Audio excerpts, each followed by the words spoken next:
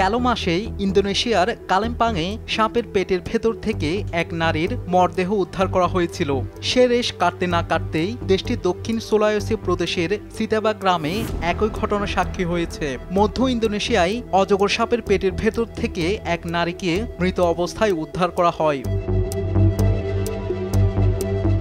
দেশটির পুলিশ জানায় অজগরটি ওই নারীকে পুরো গ্রাস করে ফেলে। পরে গ্রামবাসী সাপটিকে মেরে ওই নারীকে উদ্ধার করে।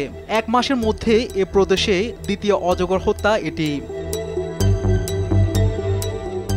নিহত সিরিয়াতি তার অসুস্থ সন্তানের জন্য ওষুধ কিনতে বাড়ি থেকে বের হয়ে নিখোঁজ হয়। তার আত্মীয় স্বজন অনেক খোঁজাখুঁজির পরও তার কোনো সন্ধান পাওয়া যায়নি। পরে তার স্বামী তার বাড়ি থেকে প্রায় 500 মিটার দূরে মাটিতে স্ত্রীর জুতো ও প্যান্ট খুঁজে পান। এর কিছুক্ষণ পরে ওই স্থান থেকে প্রায় 10 মিটার দূরে একটি সাপ দেখতে পান। সাপটি তখনও জীবিত ছিল। সিরিয়াতির স্বামী দেখতে পায় সাপটির পেট অনেক বড়। তখনই তার সন্দেহ বাড়ে।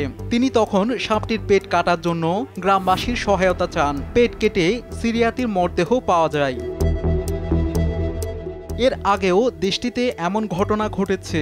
গত বছর একই প্রদেশের বাসিন্দারা একটি 8 মিটার অজগরকে হত্যা করেছিল, যেটি গ্রামের এক কৃষককে গিলে ফেলেছিল।